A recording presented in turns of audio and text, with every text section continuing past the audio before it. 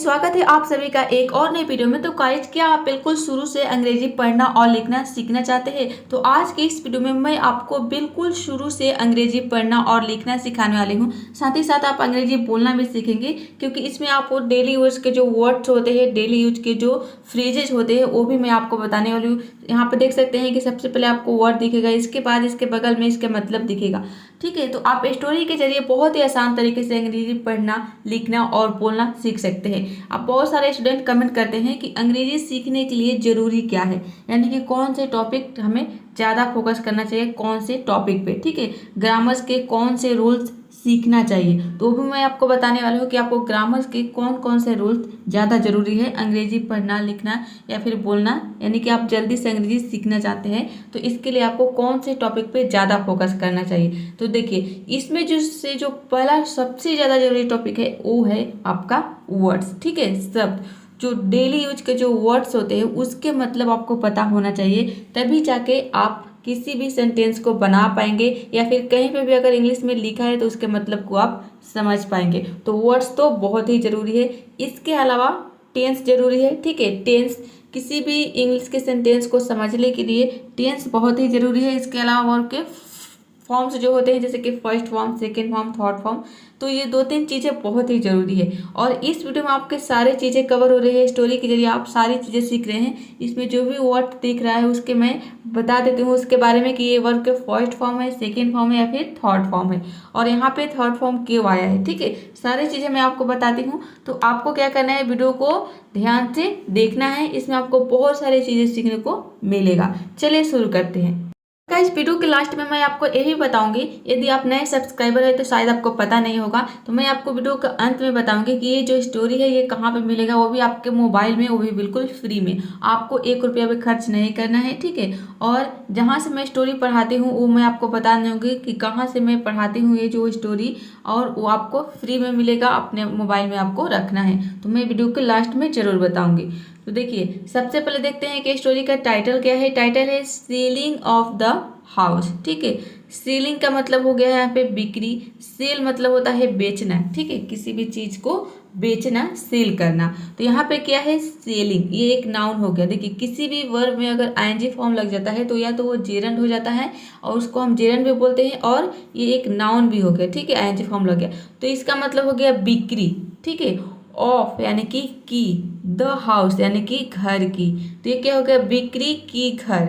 इस तरह से नहीं होगा, यहाँ पे क्या होगा, घर की बिक्री। ठीक है, घर की हम बिक्री करते हैं। ठीक है, तो ये जो है स्टोरी का टाइटल है। तो देखिए, हम मिस्टेक कहाँ पे करते हैं, जब भी हम इंग्लिश पढ़ते हैं तो हम क्या सोचते हैं कि शुरू से जिस तरह से हिंदी हम पढ़ते हैं, जैसे कि हिंदी में शुरू से ही अगर पढ़ेंगे तो उसके मतलब आप समझ जाएंगे, लेकिन इंग्लिश में देखिए उल्टा होता है। ठीक है, इंग्लिश में हमें उल्टा मतलब निकालना पड़ता है। ठीक है, जैसे कि यहाँ पे देखिए सेलिंग ऑफ द हाउस, तो आप बिक्री की घर नहीं बोल सकते, उल्टा आपको देखना है, घर की बिक्री। ठीक है, इस तरह से उल्टा।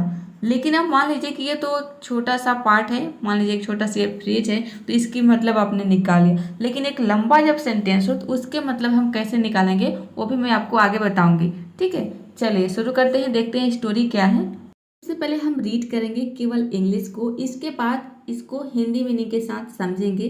केवल इंग्लिश को रीड करने का फ़ायदा ये है कि हमारी जो रीडिंग की हैबिट है वह डेवलप होगी, बढ़ेगी। ठीक है, तो चलिए रीड करते हैं। Robert was trying to sell his house since long but couldn't succeed. One day he took out a brick from the wall of his house. His wife angrily asked him, "Why did you do that?" Robert replied, "You are foolish.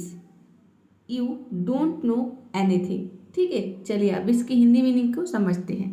हाँ, तो देखिए, मैंने आपको title में जो भी बताया वहाँ पे मैंने क्या कहा कि हिंदी में क्या होता है कि शुरू से जैसे हम पढ़ते हैं वैसे ही उसका मतलब हमें समझ में आ जाता है, लेकिन इंग्लिश में क्या होता है कि उल्टा हमें पढ़ना होता है। तो वो तो एक छोटा सा फ्रेज था जो टाइटल था, लेकिन मान लीजिए कि लॉन्ग सेंटेंस हो, जैसे कि यहाँ आप देखिए पहला वाला जो सेंटेंस है यहाँ से लेकर यहाँ तक है, तो इतने लंबे सेंटेंस को हम कैसे समझेंगे। तो देखिए, आपको कुछ नहीं करना है, सबसे पहले आपको शुरुआत करनी है पहला वाला वर्ड पे ध्यान देना है कि पहला वाला वर्ड क्या है। तो देखिए पहला वाला वर्ड क्या है, रोबोट। तो रोबोट देखिए आपको देखना है कि रोबोट जो है ये क्या है, एक नेम है या फिर कोई वर्ड है, इंग्लिश का कोई वर्ड है या फिर कोई नेम है। तो देखिए रोबोट एक नेम है, ठीक है, रोबोट। वॉच ट्राइंग, अब देखिए यहाँ पे वॉच ट्राइंग यहाँ तक आपको स्टॉप हो जाना है। जब भी मान लीजिए कि 2 या 3 वर्ड है, जैसे कि अगर देखिए आपको स्टॉप कहाँ पे करना है, जैसे कि देखिए अब यहाँ पे वॉच ट्राइंग के रोबोट वॉच ट्राइंग के बाद यहाँ पे टू आ गया, ठीक है। तो टू क्या है, टू एक प्रीपोजिशन है, ठीक है। तो जब भी आप पढ़ रहे हैं शुरू से अगर कहीं पे आपको प्रीपोजिशन दिख जाता है तो वहीं पे आपको रुक जाना है। जैसे कि देखिए इसके बाद क्या आ गया, टू आ गया। तो अब यहाँ पे आपको इतने का मतलब पहले निकालना है, ठीक है। यहाँ पे देखिए रोबोट वॉच ट्राइंग, यदि आपने टेंस पढ़ा होगा तो आपको पता होगा कि ये कौन सा टेंस है। ये हो गया आपका पास्ट इंडेफिनिट टेंस है, ठीक है। पास्ट इंडेफिनिट नहीं, ये है पास्ट कंटिन्यूअस टेंस, ठीक है, रहा था रहे थे। तो यहाँ पे देख सकते हैं कि क्या हो गया, वॉच ट्राइंग यानी कि कोशिश कर रहा था रोबोट। यहाँ पे क्या है, रोबोट, तो हो गया रोबोट कोशिश कर रहा था, ठीक है। तो इतने का मतलब आप समझ गए। अब इसके बाद आपको दिख गया टू, ठीक है। तो जब भी आपको प्रीपोजिशन दिख जाता है तो यहाँ पे आपको क्या करना है, स्टॉप हो जाना है। तो अब इसके आगे क्या समझेंगे, to sell his house. To sell यानी कि बेचने के लिए, ठीक है, बेचने की। हीज हाउस यानी कि अपना घर, ठीक है। हीज हाउस, हीज किसके लिए आया है, रॉबर्ट के लिए आया है, ठीक है, कि अपना घर बेचने की वह क्या कर रहा था, कोशिश कर रहा था। तो देखिए जो सेंटेंस होते हैं इसमें एक ही बात, जैसे कि वह ट्राई कर रहा था, यहाँ पर है ना रॉबर्ट कोशिश कर रहा था, तो अब क्या करने की कोशिश कर रहा था उसी के बारे में आगे डिस्कस करेगा, ठीक है। इस तरह से आपको समझना है कि वह कोशिश कर रहा था, लेकिन क्या कोशिश कर रहा था तो उसके बारे में तो बताएगा। जब आप बताएगा आपको तो सेंटेंस तो लंबा होगा ही, जब इसमें कोई अदर इन्फॉर्मेशन और जोड़ेगा तो, ठीक है। तो यहाँ पे क्या कर रहा है कि रोबोट वॉज ट्राइंग, अब आगे दे रहा है इसी के बारे में कि जो रोबोट है, ये जो रोबोट है ये क्या करने की कोशिश कर रहा था, ठीक है। क्या करने की, टू सेल यानी कि बेचने की। क्या बेचने की, हीज हाउस यानी कि अपना घर, ठीक है। अब देखिए अब आगे बताएगा कि ये जो अपना घर है ये कब से बेचने की कोशिश कर रहा है, ठीक है। सिंस लॉन्ग, इसका मतलब है कि लंबे समय से, ठीक है। जो रॉबर्ट है वो अपना घर लंबे समय से बेचने की कोशिश कर रहा था, ठीक है। इस तरह से जो इसमें जो वर्ड्स है एक दूसरे से जुड़े रहते हैं। सिंस यहाँ पे देखिए, अब यहाँ पे देखिए to his house, to sell his house. अब यहाँ पे आपको स्टॉप हो जाना है क्योंकि इसके बाद सिंस आ गया प्रीपोजिशन, तो रुक जाना है। अब जो ये सिंस है, सिंस लॉन्ग एक साथ इसको इसका मतलब निकालेंगे, सिंस लॉन्ग यानी कि लंबे समय से।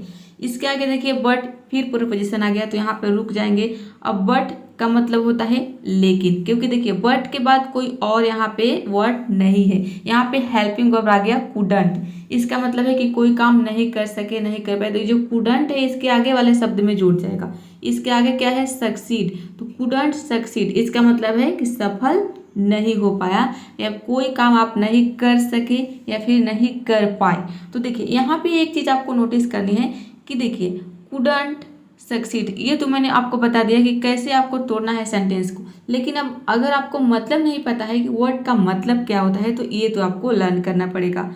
और आप लर्न करना नहीं चाहते हैं तो आप मेरी डेली वीडियोज को देखिए। इससे क्या होगा कि आप जब एक वर्ड को 2-3 बार देखेंगे तो वो जो वर्ड्स है उसका मतलब अपने आप आपको याद हो जाएगा। तो डेली आप वीडियो को देखिए, बस आधा घंटा का तो वीडियो रहता है, ठीक है, 25 मिनट 30 मिनट का। तो जब आप डेली वीडियो को देखेंगे तो एक ही वर्ड को बार बार देखने से आपके माइंड में वो जो वर्ड्स है वो फिट हो जाएगा और साथ ही साथ आपको समझ में भी आने लगेगा कि हम इंग्लिश को किस तरह से तोड़ के उसकी हिंदी में हम मीनिंग जान सकते हैं, ठीक है। तो यहाँ तक आप समझ गए कि रॉबर्ट वॉज ट्राइंग, कोशिश कर रहा था, टू सेल हीज हाउस, अपने घर को बेचने की, सिंस लॉन्ग यानी कि लंबे समय से, बट लेकिन, कुडंट सक्सीड, वह सफल नहीं हो पाया, ठीक है। तो यहाँ तक देखिए समझ गए। अब आगे देखते हैं आगे क्या है, वह सफल नहीं हो पाया। अब देखिए आगे क्या है, यहाँ से देखिए 1 डे से लेकर कहाँ तक है, यहाँ तक सेंटेंस है। तो देखिए 1 डे, ठीक है, 1 डे इसका मतलब हो गया एक दिन, ठीक है, 1 डे एक दिन।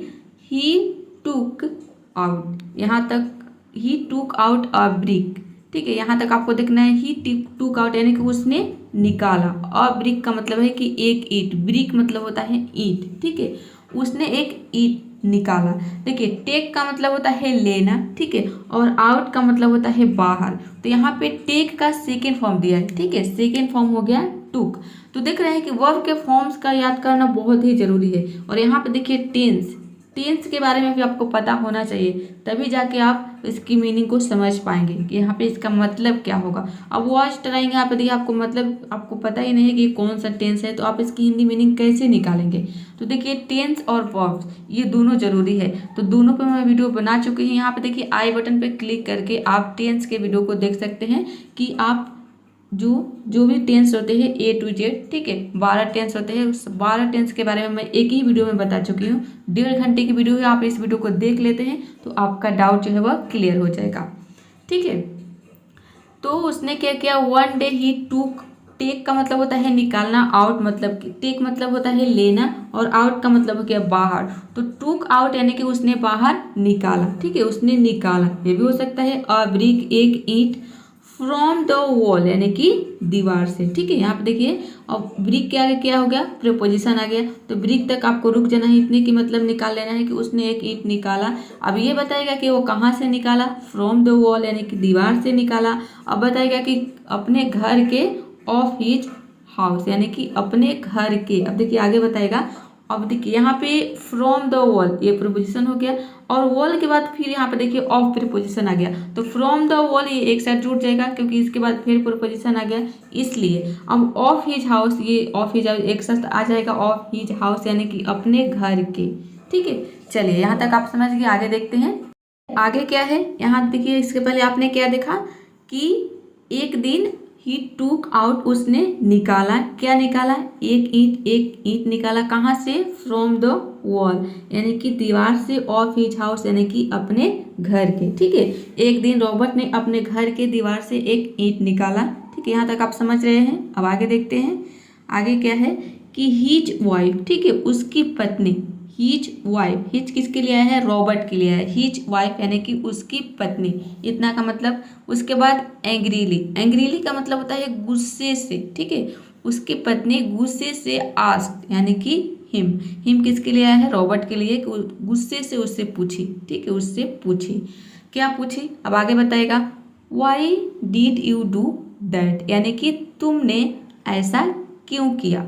देखिए यहाँ पे वाई डीड का मतलब हो गया किया, यू यानी कि तुमने, डू मतलब करना, ठीक है, और दैट यानी कि ऐसा, ठीक है। ये जो डीड हो गया, ये डीड हो गया आपका हेल्पिंग वर्ब। जैसे कि हम जब भी प्रेजेंट में नहीं, पास्ट में कोई भी क्वेश्चन मार्क के सेंटेंस बनाते हैं क्वेश्चन वाला, तो उसमें डीड आता है, ठीक है, और प्रेजेंट में आता है डू और डज, तो वही यहाँ पे डीड आया है। और ये जो डू है ये करना वर्ब के लिए आया है, जैसे कि किया, तो किया के लिए यहाँ पे आया है डू। तो why did you do that यानी कि, अब देखिए जब भी डीड लगता है पास्ट में, आप सोचेंगे कि पास्ट में वर्ब के सेकेंड फॉर्म आता है, तो देखिए पास्ट में वर्ब के सेकेंड फॉर्म आता है, लेकिन जब डीड लग जाएगा जो सेंटेंस है वो इंट्रोगेटिव हो जाएगा या फिर इंट्रोगेटिव निगेटिव हो जाएगा, तो वहाँ पे जो है वर्ब के फर्स्ट फॉर्म हो जाएगा। डीड लग गया तो यहाँ पे वर्ब के फर्स्ट फॉर्म आएगा, ठीक है, सेकेंड फॉर्म या फिर थर्ड फॉर्म नहीं आएगा, इसलिए यहाँ पे डू आया है। तो why did you do that यानी कि तुमने ऐसा क्यों किया, ठीक है। रॉबर्ट की पत्नी ने उससे पूछा कि तुमने ऐसा क्यों किया जब उसने दीवार से ईंट निकाला तब। तो देखिए रॉबर्ट रिप्लाइड यानी कि रॉबर्ट ने जवाब दिया। रिप्लाई का मतलब होता है जवाब देना, तो ठीक है यहाँ पे सेकेंड फॉर्म है रिप्लाइड। देख रहे हैं कि वर्ब के फॉर्म्स बहुत ही जरूरी है। तो वर्ब के फॉर्म्स यदि आप जानना चाहते हैं उस पर मैं वीडियो बना चुकी हूँ, और वो भी आपको ट्रिक और टिप्स के साथ मिलेगा। यानी कि ट्रिक से आप याद करोगे कि वर्ब के फॉर्म्स आप कैसे याद कर सकते हो, सारे वर्ब के फॉर्म्स आप बहुत ही ईजिली याद कर सकते हो। यहाँ पे आई बटन पर क्लिक करके आप उस वीडियो को देख सकते हैं, ठीक है। तो रॉबर्ट ने जवाब दिया, क्या जवाब दिया, यू आर फुलिश, तुम मूर्ख हो, ठीक है। यू डोंट नो एनीथिंग यानी कि तुम्हें कुछ नहीं पता है। यहाँ पे देखिए फुलिश का मतलब होता है मूर्ख, और यू आर मतलब तुम हो, फुलिश यानी कि तुम मूर्ख हो, ठीक है। यू डोंट नो ये कौन सा सेंटेंस हो गया, ये हो गया आपका प्रेजेंट का निगेटिव सेंटेंस, ठीक है, प्रेजेंट इंडेफिनिट का निगेटिव सेंटेंस हो गया। यू डोंट नो यानी कि तुम्हें नहीं पता है, एनीथिंग मतलब होता है कुछ, ठीक है, कुछ। डोंट नो एनीथिंग यानी कि तुम्हें कुछ नहीं पता है या फिर कुछ नहीं पता। चलिए आगे देखते हैं।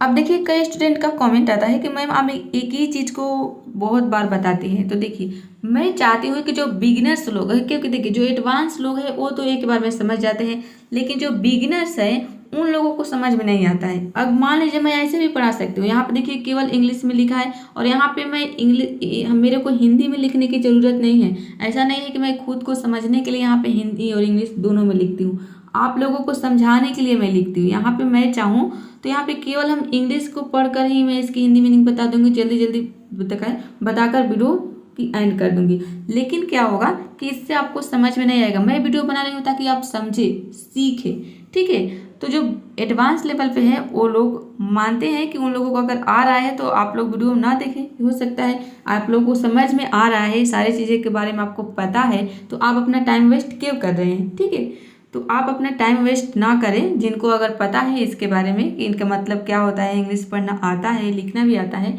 तो वो शायद वीडियो को स्किप कर सकते हैं। लेकिन जो बिगिनर्स लोग हैं उनको लिए बहुत इंपॉर्टेंट है, क्योंकि एक एक चीज़ को मैं रिपीट कर रही हूँ ताकि आपको अच्छे से समझ में आ जाए, ठीक है।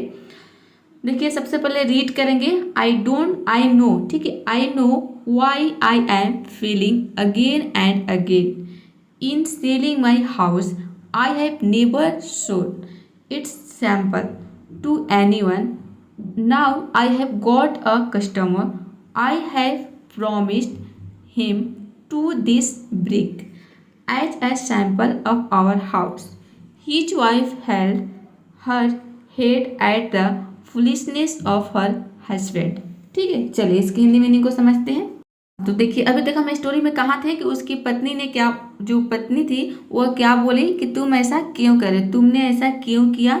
तो रॉबर्ट ने क्या जवाब दिया कि यू आर फुलिश, तुम मूर्ख हो, यू डोंट नो एनीथिंग, यानी कि तुम्हें कुछ नहीं पता, ठीक है। रॉबर्ट ने अपने पत्नी से कहा।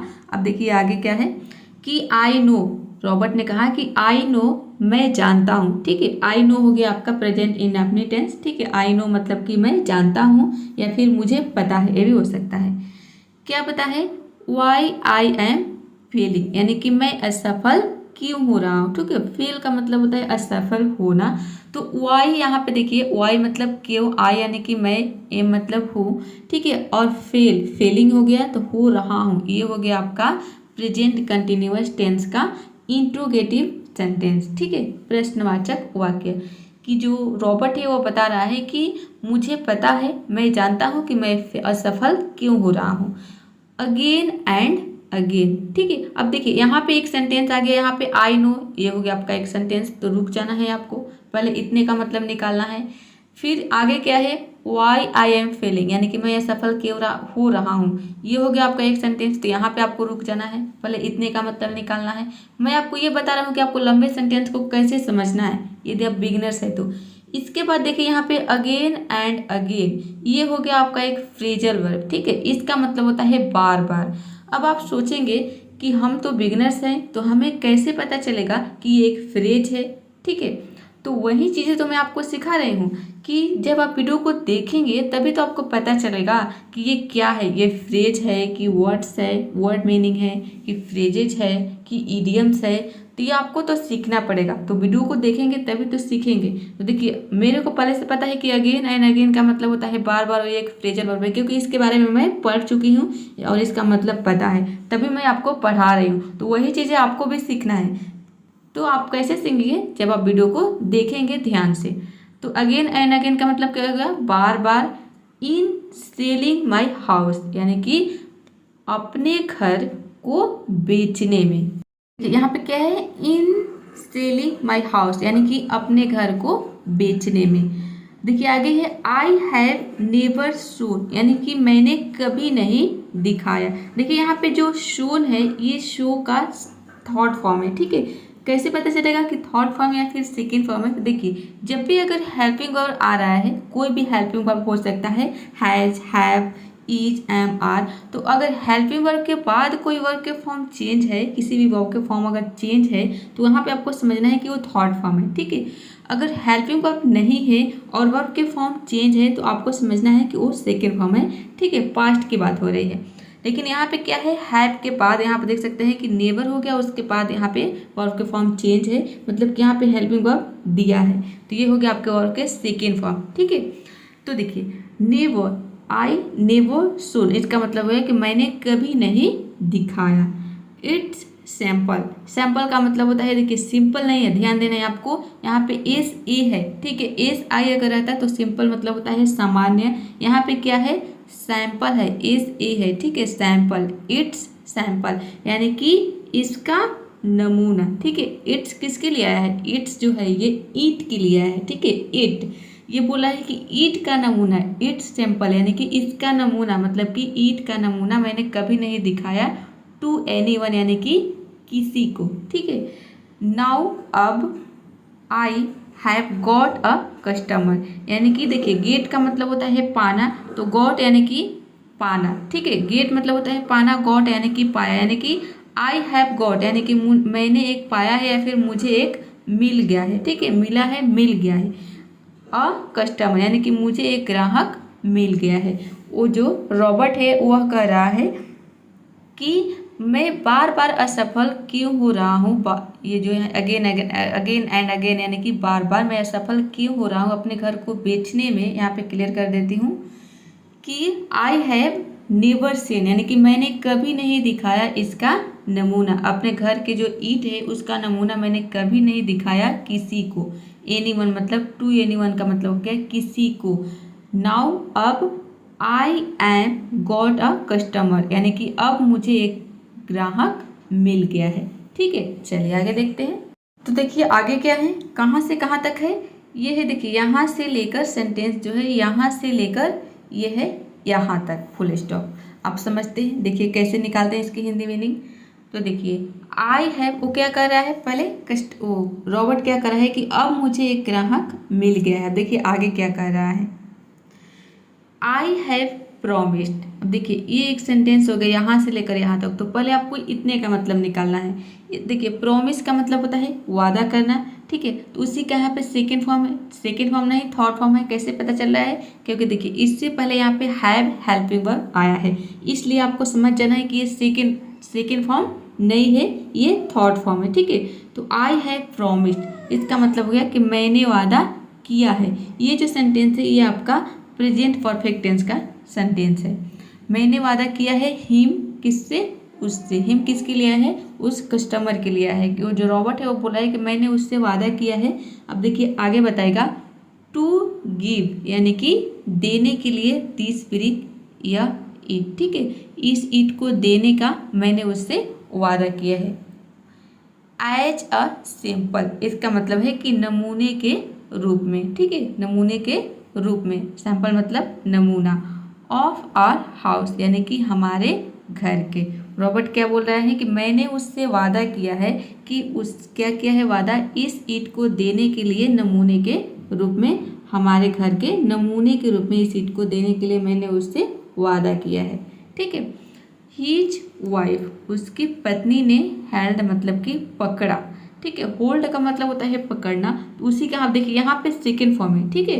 क्योंकि देखिए हेल्ड से पहले हेल्पिंग वर्ब नहीं है, पर देख सकते हैं हीज वाइफ के बाद डायरेक्ट सेकेंड फॉर्म आ गया है, डायरेक्ट वर्ब आ गया है, मतलब कि ये सेकेंड फॉर्म है। अगर हेल्ड के पहले कोई यहाँ पे हेल्पिंग वर्ब रहता, जैसे कि यहाँ पे आपने देखा कि हेल्पिंग वर्ब हैव आया है, तो अब यहाँ पे ये थर्ड फॉर्म है, ठीक है। यहाँ पे हैव आया हेल्पिंग वर्ब, तो यहाँ पे ये थर्ड फॉर्म है। और यहाँ पे देखिए हेल्ड से पहले कोई हेल्पिंग वर्ब नहीं है, तो यहाँ पे क्या है सेकेंड फॉर्म है, ठीक है। आपको समझना है कि ये सेकेंड फॉर्म है। तो उसने क्या पकड़ा, हीज वाइफ उसकी पत्नी ने, हेल्ड मतलब पकड़ा, क्या पकड़ा, हर हेड। अब देखिए यहाँ पे है उसकी पत्नी ने पकड़ा, तो अब आगे तो यही ना देखा कि वो जब पकड़ा, उसकी पत्नी ने जो पकड़ी तो क्या पकड़ी, अब उसी के बारे में आगे देखा। इसी में हम कंफ्यूज हो जाते हैं कि कैसे मतलब निकाले। बहुत ही ईजी है, बस आपको ध्यान देना है, वही चीज़ें मैं आपको समझाने की कोशिश करती हूँ, इसीलिए थोड़ा हमारा वीडियो लंबा हो जाता है, लेकिन आप समझ जाओगे, सीख जाओगे, ये 100% गारंटी है यदि आप हमारी रोज़ वीडियो को देखते हैं तो पकड़ा। अब आगे देगा कि क्या पकड़ा, जो उसकी पत्नी ने क्या पकड़ी, ठीक है। पकड़ी हो सकता है, स्त्रीलिंग की बात हो रही है। हर हेड, देखिए हर यानी कि किसके लिए आया है, वाइफ के लिए। हर यानी कि अपनी, अपना, हेड मतलब होता है सिर, उसने अपनी सिर पकड़ी, जो उसकी वाइफ थी अपनी सिर पकड़ी। एट द फुलिशनेस यानी कि मूर्खता पर। फुलिशनेस का मतलब होता है मूर्खता, फुलिश मतलब होता है मूर्ख, और फुलिशनेस ये हो गया आपका मूर्खता, ठीक है। एट मतलब हो गया पर, ठीक है। एट द फुलिशनेस यानी कि मूर्खता पर, किसके? ऑफ हर हस्बैंड, अपने पति के। उसकी जो वाइफ है रॉबर्ट की, उसने अपने सर पकड़ लिया अपने पति की मूर्खता को देखकर। अपने पति के मूर्खता पर उसने क्या अपना सर पकड़ लिया, ठीक है। तो आई होप ये जो स्टोरी है आपको समझ में आ गया होगा। यहाँ पर देख सकते हैं कि इम्पोर्टेंट वर्ड क्या है। फुलिशनेस मतलब हो गया आपका मूर्खता, ठीक है। प्रॉमिस मतलब होता है वादा करना, प्रॉमिस्ड यानी कि वादा किया, ठीक है। और हैव प्रॉमिस्ड हो गया वादा किया है। ब्रिक का मतलब होता है ईट। तो वो पत्नी अपना सर, जैसे कि हम बोलते हैं ना, कोई भी अगर जैसे कि कोई भी मान लीजिए अगर बात कोई बोलता है अचानक, तो हम अपना सर पकड़ लेते हैं, ओ माय गॉड, ऐसे बोलते हैं ना, ओ माय गॉड।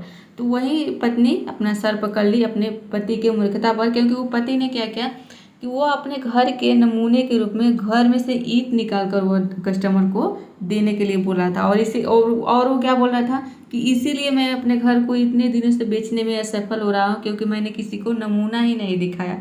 तो वो दिमाग लगाया कि अपने घर से ईंट निकाल कर नमूना दिखाया, इसलिए उसकी पत्नी मूर्खता जैसा काम देख कर क्या कर अपना सर पकड़ ले। तो चलिए अब मैं आपको बताती हूँ कि ये जो स्टोरी है ये कहाँ पे मिलेगा। ये मैं इसलिए बता देती हूँ ताकि आप सीरियस हो, डेफिनेटली इंग्लिश सीखना चाहते हो। कई लोग ऐसे ही वीडियो को देख लेते हैं, लेकिन आप सीरियसली इंग्लिश सीखना चाहते हो तो मैं बता रही हूँ, आप सीखिए, बहुत ही जल्दी आप सीख जाएंगे यदि आप सीखना चाहते हैं तो, ठीक है। जिस तरीके से मैं बता रही हूँ, इस तरह से एक एक चीज़ आपको हर कोई नहीं बताता है। तो बहुत ही अच्छी अपॉर्चुनिटी है, आप फ्री में सीख रहे हैं और फ्री में मैं आपको बुक भी बता रहा हूँ। तो देखिए, सबसे पहले आपको जाना है प्ले स्टोर में। यहाँ पे आपको सर्च करना है short stories in English. Short stories in English search करेंगे तो आपको थोड़ा सा स्क्रॉल करना है और ये जो बुक है यहाँ पे आपको दिख जाएगा। इसी बुक से मैं स्टोरी पढ़ा रही हूँ अभी। तो सिंपली आपको इस बुक पे क्लिक करना है। क्लिक करने के बाद यहाँ पे इंस्टॉल का ऑप्शन आएगा। मैं ऑलरेडी इंस्टॉल कर चुकी हूँ, इसलिए यहाँ पे ओपन का ऑप्शन आ रहा है, देख सकते हैं। जब आप भी इंस्टॉल कर लेंगे, इंस्टॉल कर लेना है आपको, तो यहाँ पे ओपन का ऑप्शन आने लगेगा, तो ओपन कर लेना है। ओपन करेंगे तो इस तरह से कुछ इंटरफेस आएगा, देख सकते हैं इस बुक में। यहाँ से ओपन करेंगे तो यहाँ पे देखिए सभी प्रकार की स्टोरी है। कॉमिकल से रिलेटेड, करेज, डिलीजेंस से रिलेटेड है, फ्रेंडशिप, मित्रता, जनरल, मिसचिप, मॉरल स्टोरी है। तो अभी मैं कॉमिकल से स्टोरी पढ़ा रही हूँ, ठीक है। कॉमिकल पे आप क्लिक करेंगे तो जब आप क्लिक करेंगे नेक्स्ट स्टेप पे, तो यहाँ पे थोड़ा सा ऐड आएगा। तो यहाँ पे आपको थोड़े 5 सेकेंड के लिए पॉज लेना है और लेफ्ट साइड में कॉर्नर में आपको स्किप का ऑप्शन आ जाएगा। तो यहाँ से वीडियो को स्किप कर लेना है। यहाँ पे देखिए राइट साइड में आ गया, कभी कभी लेफ्ट में आता है, तो देखिए राइट से स्किप कर लेना है। उसके बाद यहाँ पे देखिए सारे स्टोरी मिल जाएगा, जो भी स्टोरी मैंने पढ़ा दिया है। देखिए एन अनफेयर वर्ड, इसके बारे में मैंने पढ़ा दिया है। Dutch the song no, England और London, fear of God in the zoo, keeping the doctor away, obeying the rules, only for love. और आज की जो स्टोरी है ये है, यहाँ से देख सकते हैं, ये है सीलिंग ऑफ द हाउस, ठीक है। आज की ये स्टोरी है। और इसके पहले वाली जो स्टोरी है, जैसे कि यहाँ पे मैं आपने देखा, ये सभी स्टोरी मैं पढ़ा चुकी हूँ। तो ये सारे वीडियो यदि आप देखना चाहते हैं तो इसके लिए आपको यूट्यूब पे सर्च करना है। हमारे चैनल का नाम है इंग्लिश टुडे 99, ठीक है। जब आप सर्च करेंगे तो सबसे ऊपर हमारे चैनल का लोगो दिख जाएगा। इस लोगो पे आपको क्लिक करना है और जाना है आपको। यहाँ पे देखिए वीडियोज है, सारे वीडियोज मिल जाएगा। शॉर्ट्स वीडियोज है, यहाँ पे देखिए शॉर्ट वीडियो भी आप देखना, इसमें भी मैं बहुत सारी चीज़ें बताती हूँ इंग्लिश से रिलेटेड। देखिए यहाँ पे आपको जाना है प्ले लिस्ट में। प्ले लिस्ट में यहाँ पे आपको दिख जाएगा सबसे ऊपर में स्टोरी से अंग्रेजी सीखे, ठीक है। यहाँ पे है स्टोरी से अंग्रेजी सीखे। तो जब आप इस पर क्लिक करेंगे तो जिस स्टोरी के बारे में मैंने पढ़ा दिया है ऑलरेडी, वो सारे स्टोरी यहाँ पे आपको मिल जाएगा। ऊपर से आपको स्टार्ट करना है, शुरू से यदि आप देखना चाहते हो तो ऊपर से आप स्टार्ट करेंगे, ठीक है, क्योंकि ऊपर से मैं शुरू से मिलेगा आपको वीडियो। तो यहाँ से आप सारे वीडियो को देख सकते हैं, ठीक है। तो आई होप ये वीडियो आपको पसंद आई होगी और इसमें जितने सारे वर्ड्स है, स्टोरी है, वो सभी आपको समझ में आ गया होगा, ठीक है। यहाँ से भी मैं सारे वीडियोज को आप देख सकते हैं वीडियोज के ऑप्शन में जाके। तो चलिए आज के लिए इतना ही, मिलते हैं फिर किसी नए वीडियो में। तब तक के लिए आपको क्या करना है, प्रैक्टिस करना है। तो अभी तक आपने वीडियो को लाइक नहीं किया है, चैनल को सब्सक्राइब नहीं किया है, तो जल्दी से चैनल को सब्सक्राइब कर दीजिए, वीडियो को लाइक कर दीजिए, क्योंकि देखिए आपको तो किस भी 1 रुपया भी पे नहीं करना है, 1 रुपया भी मैं आपसे नहीं ले रही हूँ। तो आप इसके लिए तो थोड़ा सा लाइक कर ही सकते हैं, थोड़ा सा हमारा मोटिवेशन बढ़ा सकते हैं। तो चलिए वीडियो को लाइक कर दीजिए और मिलते हैं नेक्स्ट वीडियो में। Keep practising, keep learning.